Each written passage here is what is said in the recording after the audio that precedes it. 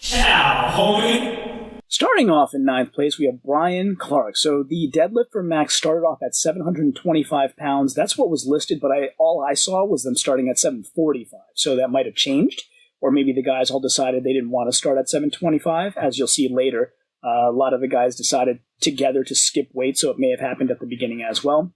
The interesting thing with ASM, America's Strongest Man 2021, is what they did is since they had middleweights and heavyweights, they would intersperse them sometimes. So especially with the deadlift, they had the middleweights start off at their starting weight, work their way up, and when they got to a weight heavy enough for the heavyweights to start, the heavyweights would compete. And then they would kind of intersperse them in between. So it was very interesting if you're trying to make a video like this just about the heavyweights and then make the middleweight video later. You kind of had to skip around a little bit, but it's interesting. I think it was a good, different look than what we're used to seeing. So that being said, Brian Clark gets 1 point. He does perform the 745 pounds. It was slow and steady. He got it. He went second in the order. He missed at 765. His hips seemed to go up a little early both times. Like his hips went up before the bar, and the commentators mentioned that. Alan Colley does the 765, so he comes away with 2 points. He went first, actually, and he had a solid pull at 745. Very wide stance for Alan Colley. Super wide stance at 765 again. He ends up skipping 765. He ends up skipping 785 and goes directly to 805 and fails that weight. So 2 points for Alan Colley. 3 points go to Justin Kielhofer. So he went third. He had kind of, the roll forward and back. So 2 rolls and then a solid lift at 745. He passed at 765, which I wasn't surprised because it's only a 20-pound increase. These increases weren't very much, so there was a lot of passing going on. 785 he went for. They were slow over the hips, but he did get it. And then he passes at 805, which I was really surprised at because 785 seemed hard for him, and we'll ask him when we have him live tomorrow night on my channel.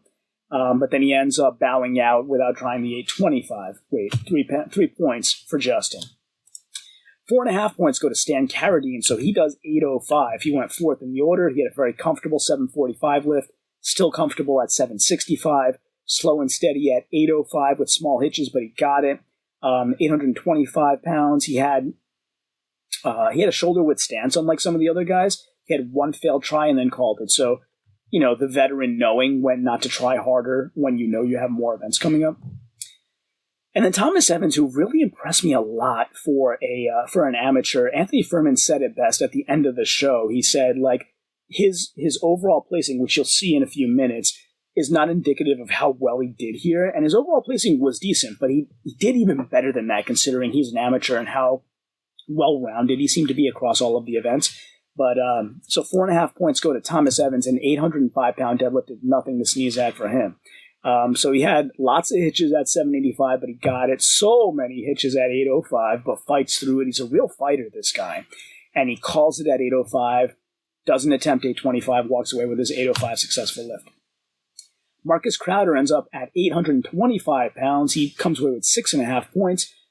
He was 8th in the order. He passed 745. He came out, he's barefoot, right? He's kind of known for that. He comes out barefoot, a very wide stance at 765, nice and smooth.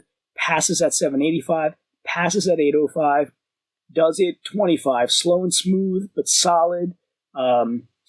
He was using traditional straps, I noticed. So some guys use figure eights and some guys use traditional straps. There didn't seem to be a rule prohibiting figure eights, so guys used what they were more comfortable with.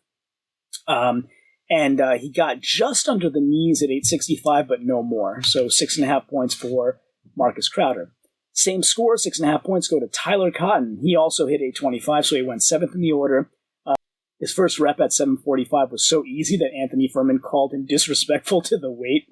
Anthony Furman's a funny guy if you haven't heard him do commentary before. He's definitely entertaining and part of the reason why this show is great.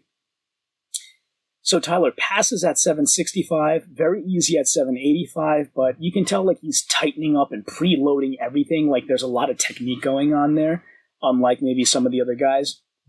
Nice form. He passes at 805. Nice smooth lift at 825, and then he misses at 865. So all of the guys actually decided to skip 845, and it bit some of them, and we'll see what happens. Wes Claiborne comes away with 8 points, so he ends up with a 905-pound deadlift for second place in this event. he passed a whole bunch of weights at the beginning before he even began, and it seems to have worked out well for him. So Wes went sixth in the order, passed on 745, 765, 785, 805, and didn't come out until the weight was 825. Had an easy pull, so it seemed to be the right decision. And then, as I said, he got 905. That seemed to be his max. He didn't go up any higher than that. And then the winner, Josh Silvis, again coming through, the amateur giant man, coming through, showing us what he can do here. He passes a whole bunch of weights at the beginning as well, and ends up getting 925 pounds for the win in this event. He actually won Strongman Corp Nationals last year with a 401 kilo deadlift, so we knew he was going to come in with a big weight, but this was big even for that expectation. That's how the max deadlift shook out at America's Strongest Man 2021, ASM 2021. Let's take a look at the bag load.